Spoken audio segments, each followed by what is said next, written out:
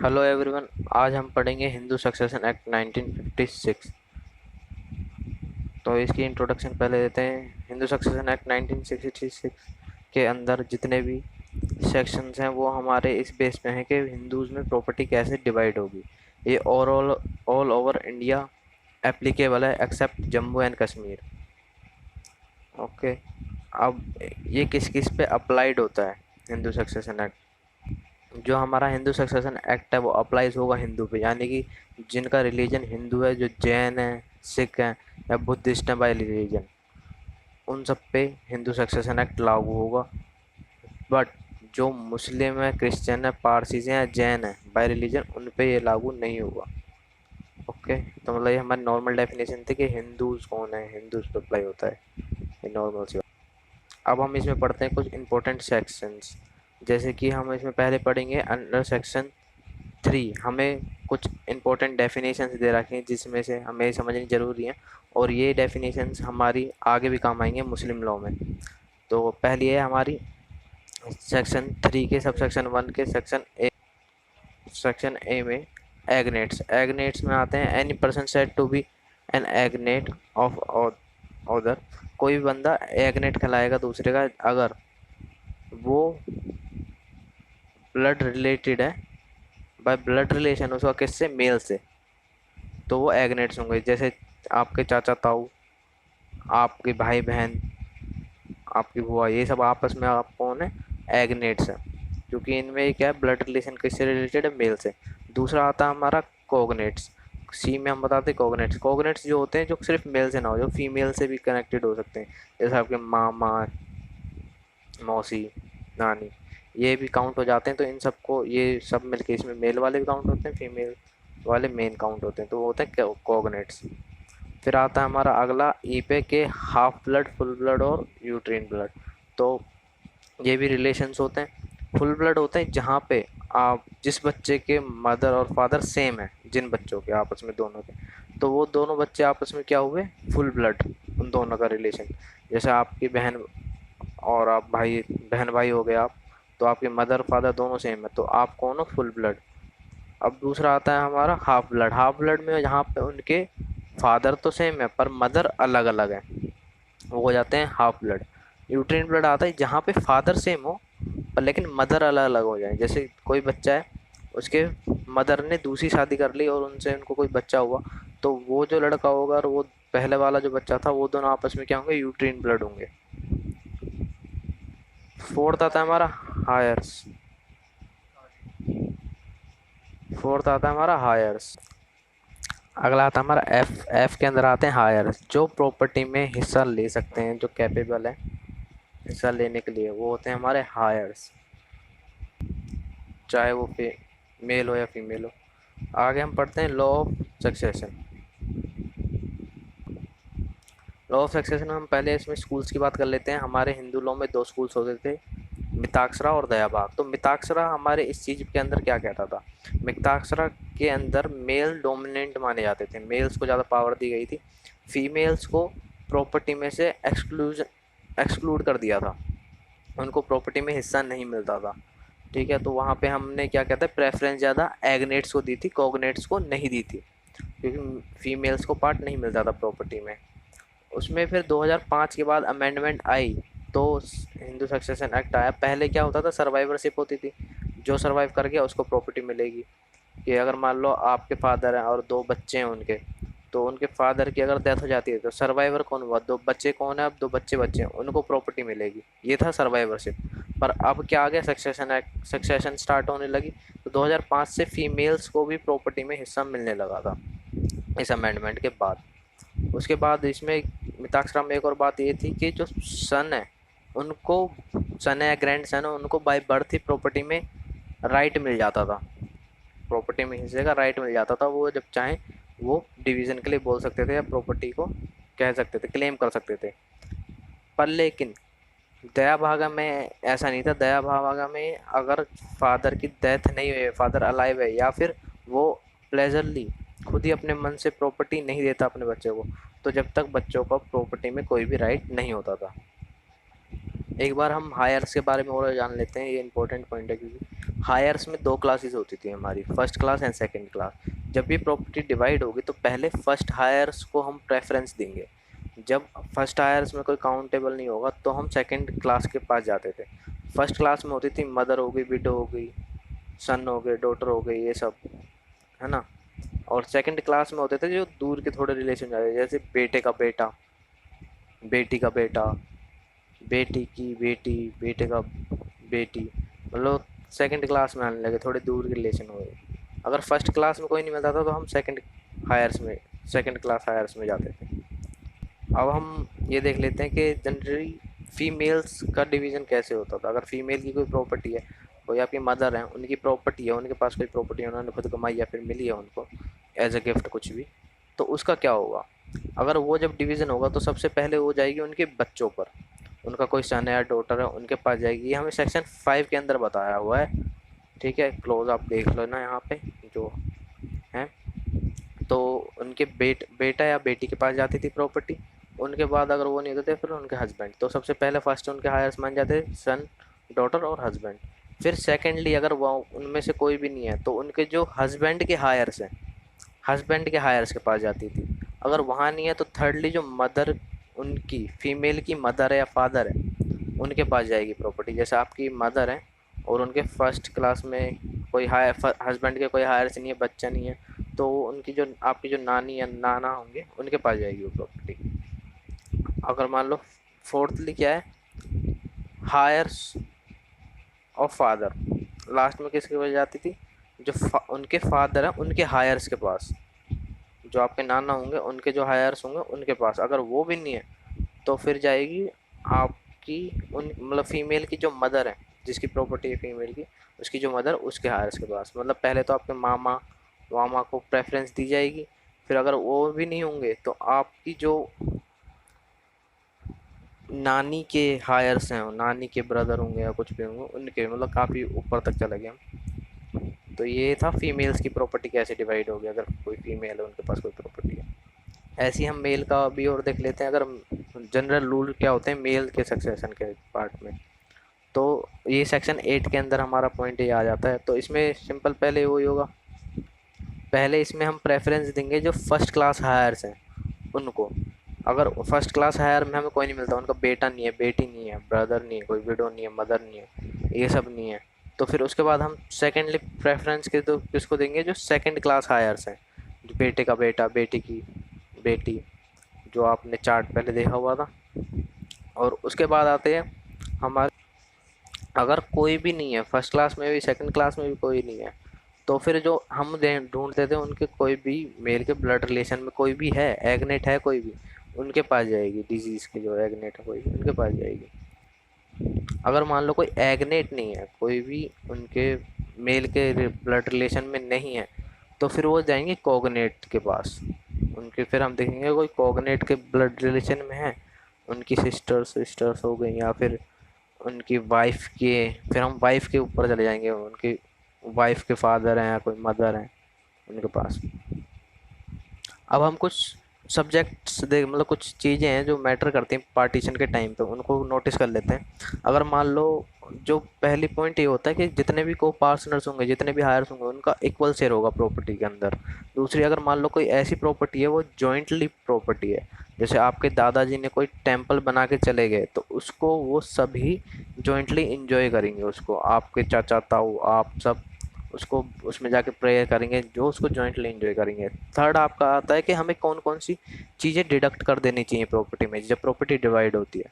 तो पहले हम क्या करते हैं, पहले डिडक्ट करते हैं डेप्ट्स के, उधारी कितनी है, जो भी उधार है, लोन है, उसको डिडक्ट करेंगे प्रॉपर्टी में से। जैसे मान लो आपके फादर की प्रॉपर्टी आपके पास आएगी, उनके पास जितना लोन होगा, आपके फादर ने किसी से लोन ले रखा है या फिर कोई भी प्रॉपर्टी लोन लिया है किसी से, तो पहले उस लोन को पेमेंट करी जाएगी। उसके बाद जो प्रॉपर्टी बचेगी उसको हम डिवाइड करेंगे बच्चों में, ठीक है। जैसे मान लो, बट लेकिन इसमें पॉइंट है कि ये ध्यान रखना, अगर मान लो कोई भी बंदा जितना उसका शेयर है प्रॉपर्टी के अंदर उतने ही डेप्ट्स के लिए लायबल होगा, उतने ही डेप्ट्स पे करने के लिए लायबल होगा। जैसे आपके फादर ने कोई लोन ले लिया, उस लोन को चुकाने में आपकी पूरी प्रॉपर्टी चलेगी, पर लेकिन आपका पूरा शेयर चला गया बट वो लोन अभी भी बचा हुआ है, तो उसको पेमेंट करने के लिए आप कोई भी लायबल नहीं हो। आप सिर्फ उतना ही इतने के लिए लायबल हो जितना आपका प्रॉपर्टी में शेयर था, उससे ऊपर के डेप्ट के लिए आप लायबल नहीं होते। दूसरा पॉइंट आता है मेंटेनेंस। वाइफ, मदर, उनकी कोई विडो, ग्रैंड मदर या फिर अनमैरिड सिस्टर है, तो उनके मेंटेनेंस, उनका खर्चा जो होगा घर चलाने के लिए, उनके रहने के बेसिक नीड्स कंप्लीट करने के लिए, उनकी उन चीज़ों को ध्यान में रखते हुए उस पार्ट को प्रॉपर्टी में से डिडक्ट कर दिया जाएगा डिवाइड करने से पहले। अगर मान लो कोई अनमैरिड डॉटर है उनकी, उसकी तो शादी में जो खर्चा होगा उसको, उसके जो एक्सपेंसेस होंगे उनको पहले डिडक्ट करा जाएगा प्रॉपर्टी में से, फिर प्रॉपर्टी डिवाइड होगी। लास्ट पॉइंट आता है, कोई भी मान लो हमारे रीति रिवाज हैं वो कंप्लीट करने से, कोई सेरेमनी है, जैसे मान लो दो बच्चे हैं, उनकी मदर की डेथ हो गई, तो उस डेथ उनकी डेथ हो गई, तो उसके डेथ के बाद जो फ्यूनरल करेंगे हम, उसकी जो सेरेमनी करेंगे, उसका जो खर्चा आएगा, उसके फ्यूनरल के खर्चे को पेमेंट कौन करेगा, इस बात को ध्यान में रखते हुए प्रॉपर्टी से पहले वो हिस्सा निकाल लिया जाएगा, फिर पेमेंट, फिर उनकी प्रॉपर्टी डिवाइड होगी। तो ये चार चीज़ें थी, पहले क्या डेप्ट, दूसरी मेंटेनेंस, तीसरी थी अगर कोई अनमैरिड डॉटर है वो, उसका एक्सपेंसेस, और लास्ट थी कोई फ्यूनरल का एक्सपेंसेस होते हैं या खर्चे होते हैं उनका, मतलब सेरेमनी या रीति रिवाज का। तो इन सारी चीज़ों को हम पहले डिडक्ट करेंगे प्रॉपर्टी में से, फिर प्रॉपर्टी को हम डिवाइड करेंगे। अब प्रॉपर्टी में किस किस को राइट होता है, सारे कोगनेट्स को राइट होगा। अब फीमेल को भी होने लगा है, तो जैसे वाइफ होगी, मदर होगी, ग्रैंड मदर होगी, विडो होगी, डॉटर होगी। ये हमारा सेक्शन 6 हिंदू जो सक्सेशन एक्ट हमें समझाता है ये वाली बात। पर लेकिन कोई भी ऐसा को पार्टनर जो अनक्वालिफाइड है प्रॉपर्टी में हिस्सा लेने के लिए, उसको प्रॉपर्टी नहीं मिलेगी। हाँ, अब जैसे फादर कर सकते हैं प्रॉपर्टी को डिवाइड आपस में। जो सन है, ग्रैंड सन है, ग्रेट ग्रैंड सन है, वो प्रॉपर्टी में अपना हिस्सा ले सकते हैं। इसमें आपको मैंने मिताक्षर और दया भाला वो पॉइंट पहले समझाया था, वही सेम पॉइंट है यहाँ पे, इसको आप एक्सप्लेन करके लिख सकते हो। अगर मान लो कोई ऐसा बच्चा है जो पार्टीशन के बाद पैदा हुआ है, कोई भी ऐसा सन है, लड़का या लड़की कुछ भी हो सकता है, वैसे यहाँ पे सन ही मेंशन किया है, सन है, वो प्रॉपर्टी डिवाइड हो गई और उसके बाद वो पैदा हुआ, तो क्या होगा, तो उस टाइम पे क्या करेंगे, प्रॉपर्टी को जो पार्टीशन है उसको रीओपन करेंगे और प्रॉपर्टी को फिर से डिवाइड करा जाएगा। अगर मान लो पॉइंट ये आता है कि अगर मान लो वो लेडी पहले प्रेग्नेंट थी और पता था कि वो बच्चा होने वाला है, तो उसके या तो हो सकता है वो वेट करें कि वो कब पैदा हो, उसके बाद प्रॉपर्टी डिवाइड करें, क्योंकि ये देखा जाएगा ना कि वो जिंदा पैदा होता है या फिर मरा हुआ पैदा होता है, स्टील बेबी होता है। तो इस चीज़ को ध्यान में रखेंगे। अगर वो इस चीज़ के लिए नहीं रुकते हैं तो एक रिजर्व बना के रखेंगे कि जितना पार्ट बनता है इसका वो इसको दे दिया जाएगा बाद में, और बाकी का पार्टीशन कर लेंगे। अगर वो रिजर्व नहीं करते तो वो बाद में बच्चा रीओपन करवा सकता है। इसमें फादर का क्या रोल है, फादर इस पॉइंट पे क्या कर सकते हैं, प्रॉपर्टी को डिवाइड होने से पहले वो उसका पार्ट है जो उसके फादर को दे दिया जाए, ताकि जब बच्चा मेजर हो, माइनर से मेजर हो, वो उनसे अपना पार्ट ले सके।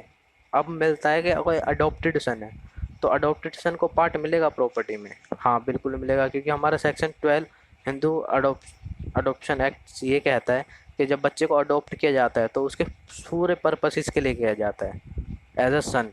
उसको हम ये मान के चल रहे हैं कि वो हमारा बेटा है, और बेटे के जितने फ़र्ज़ होते हैं या फिर जितने भी राइट होते हैं वो सब उसको देते हैं, तो प्रॉपर्टी के अंदर भी उसको सारे राइट मिलेंगे, उसको इक्वल शेयर मिलेगा। अब बात आती है इलेजिटिमेट चाइल्ड की। अगर कोई बच्चा नाजायज़ है, इलेजिटिमेट की थोड़ी एक्सप्लेन कर देता हूँ। अगर किसी की शादी नहीं हुई और बच्चा उनका पैदा हो गया, तो जो वो बच्चा हुआ उसको इलेजिटिमेट कहेंगे, नाजायज़ कहेंगे उस बच्चे को। तो ऐस उसके इलेजिटिमेट को अपने फादर की प्रॉपर्टी में पूरा राइट होता है, वो फादर की प्रॉपर्टी में से सब कुछ ले सकता है, बट वो अपने एंसिस्टर प्रॉपर्टी, जो दादा लाई प्रॉपर्टी बोलते हैं, उनके दादा की प्रॉपर्टी है या फिर उसमें से उनको हिस्सा नहीं मिलता। तीसरा पॉइंट आता है कि अगर मान लो कोई हमारा को पार्टनर एब्सेंट था और प्रॉपर्टी का डिवीज़न कर दिया, तो उस टाइम पे क्या होगा, तो उसको अलॉटेड करेंगे हम पूरा शेयर जिसका उतना था। अगर ऐसा नहीं करते हैं तो उसको रीओपन करवा सकता है उसको। फादर की वाइफ को पार्ट मिलेगा, मदर को मिलेगा, ग्रैंड मदर को, डॉटर को पार्टनर की कोई विडो, कोई ऐसा को पार्टनर है जिसकी कोई विडो है, को पार्टनर नहीं है इस टाइम पे, तो उसकी विडो को भी मिलेगा। पर लेकिन पॉइंट ये आता है, अगर मान लो उस विडो, वो विडो ही होनी चाहिए, उसने अगर दोबारा रीमैरिज कर लिया तो उसका कोई राइट नहीं होता प्रॉपर्टी के अंदर। उसके बाद आता है कि पार्टीशन हो कैसे कैसे सकता है, किस किस पॉइंट पे हो सकता है, किस तरीके से कर सकते हैं पार्टीशन। तो अगर मान लो आपको पार्टीशन करवाना है तो आप कोर्ट में सूट फाइल कर सकते हो। तो वहाँ पे बाय लॉ जो पार्टीशन होगा वो करा जाएगा, वैसे तो सभी बाय लॉ करे जाएंगे। दूसरा आता है एग्रीमेंट के थ्रू, कि आप सारे जो को पार्टनर्स हैं वो आपस में एग्रीमेंट करें, वो रिटर्न भी हो सकता है, ओरल भी हो सकता है, और पार्टीशन कर लें। ओरल पार्टीशन भी एक्सेप्टेबल है यहाँ पर।